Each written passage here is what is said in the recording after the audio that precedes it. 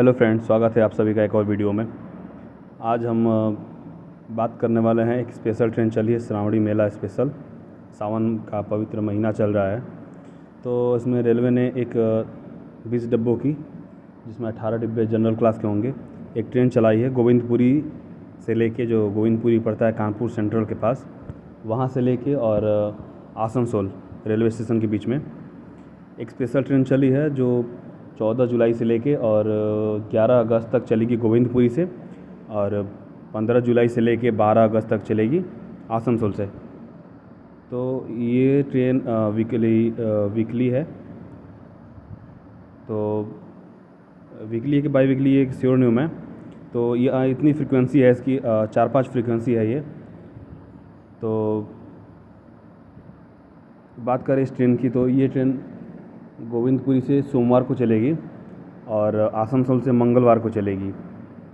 इसका ठहराव हमारे ज़िले में 3 जगह हो रहा है: बलिया, सातवार और सूर्यमनपुर।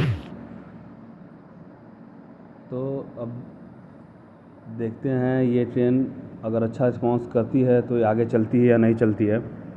लेकिन एक अच्छी खबर है, जो भी बाबा बैद्यनाथ धाम की यात्रा करना चाहता है देवघर की, तो उसके लिए सहूलियत होगी इस ट्रेन के चलने से।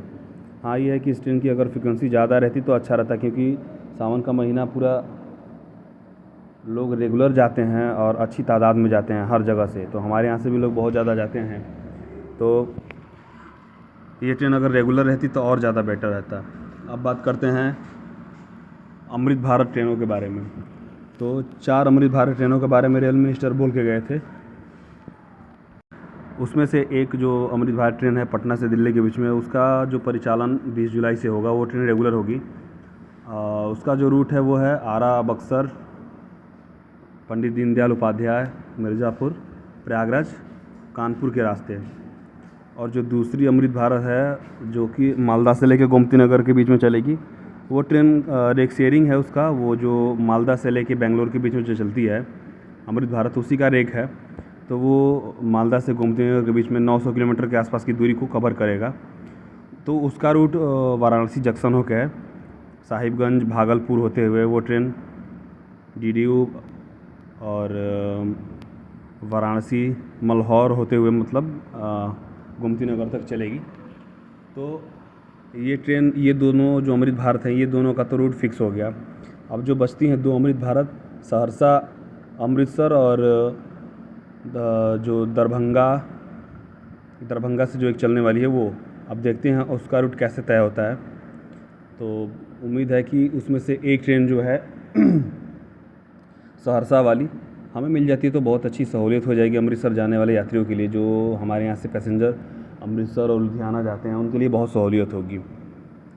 देखते हैं, अब वो रेलवे के हाथों में है क्या होता है। अब बात करते हैं एक और चीज़ के बारे में। हमारे रेलवे स्टेशन, जो बलिया रेलवे स्टेशन है, उस पर बहुत सारे काम चल रहे हैं इस टाइम पे अमृत भारत योजना के तहत।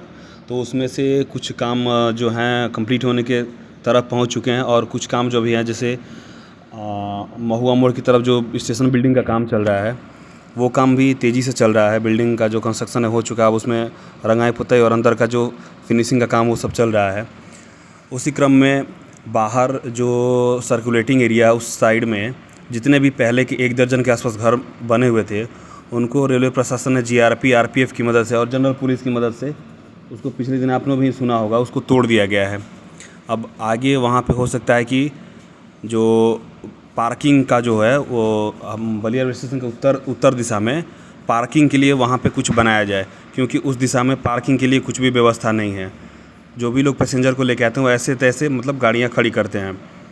तो उम्मीद है कि वो जितनी भी जगह है, जो रेलवे वाली जो जगह थी, ऑक्युपाइड थी, उसको खाली तोड़ के उसको खाली कर दिया गया है। और जल्द ही वहाँ पे पार्किंग का वो जो होता है पार्किंग एरिया का, वो निर्माण होगा। और जो थोड़ा सा आगे आप बढ़ेंगे, जिधर की रेलवे इंजीनियर्स का जो ऑफ़िस है और जो रेलवे एम्प्लॉयज़ का जो ऑफ़िस है, आप अगर बढ़ेंगे रोडवेज़ की तरफ, तो उस तरफ भी चीज़ों को खाली करके वहाँ पे भी जो कुछ नए ऑफ़िस जो हैं और रेलवे क्वार्टर जो हैं, उनका निर्माण कराया जाएगा। तो बहुत जल्द महुआ मोड़ की तरफ से भी हमारा स्टेशन बहुत सुंदर दिखने वाला है। उम्मीद करते हैं कि जो हमारा स्टेशन है वो बहुत जल्दी NSD 3 कैटेगरी का स्टेशन है, तो बहुत ही अच्छा रूप वो मतलब सुसज्जित हो जाए और जो ट्रेनों की संख्या है उसमें बढ़ोतरी हो। 2 प्लेटफॉर्म जो बनने वाले हैं उसके लिए तो स्लीपर्स आ गए हैं, लेकिन काम कब से चालू होगा ये कुछ आइडिया नहीं लग पा रहा है। जो 12 मीटर चौड़ा जो ब्रिज बनने वाला है, जो पुराना ब्रिज 144 साल पुराना पुल टूटा था, फुट ओवर ब्रिज, तो उसकी जगह पे जो 12 मीटर चौड़ा ब्रिज बनने वाला था, तो उसका काम भी चल रहा है, लेकिन बहुत धीरे काम है। अब देखते हैं कि वो कब तक कंप्लीट होता है। वो प्लेटफॉर्म नंबर 1 के बाहर से ही वो उसका जो है निर्माण होगा और वो सीधा प्लेटफॉर्म नंबर 4 के बाहर वो निकलेगा। मतलब कि आप बाहर से चढ़ के उस मतलब महुआ मोड़ की तरफ से आप स्टेशन के इस तरफ विजय सिनेमा की तरफ आप आराम से आप आ जा सकेंगे। पहले क्या होता था कि लोगों को प्लेटफॉर्म पे चढ़ना पड़ता था और प्लेटफॉर्म पे चढ़ के फिर 1 नंबर प्लेटफॉर्म पे उतरना पड़ता था, या तो फिर जो बाइक से होते थे वो तो जो फ्लाईओवर है उसको क्रॉस करके जाते थे। तो ये चीज़ हो जाने से हमें बहुत सहूलियत होगी और जल्द से जल्द अगर उसका निर्माण हो जाता है तो यात्रियों को बहुत सहूलियत होगी। जो बाहर से जिनको जाना आना हो, जिनको सीधा डायरेक्ट मतलब महुआ मोड़ की तरफ से चौक की तरफ जाना हो, तो वो सीधा बाहर से ही 4 नंबर की तरफ से चढ़ के सीधा और फुट ओवर ब्रिज होते हुए सीधा वो बाहर चले आएंगे, उनको प्लेटफॉर्म पे आने की ज़रूरत नहीं पड़ेगी। और एक फुट ओवर ब्रिज होने की वजह से यात्रियों को बहुत दिक्कत हो रही है, तो अगर एक और बन जाएगा तो इससे जो सीनियर सिटीजन्स हैं उनको भी राहत होगी और जो आम आदमी हैं उनको भी बहुत दूर चल के तब अपना जो फुट ओवर ब्रिज का उपयोग करना पड़ता है। तो अगर एक और फुट ओवर ब्रिज हो जाता है तो लोग ऐसे पटरी क्रॉस नहीं करेंगे, फुट ओवर ब्रिज का यूज़ करेंगे।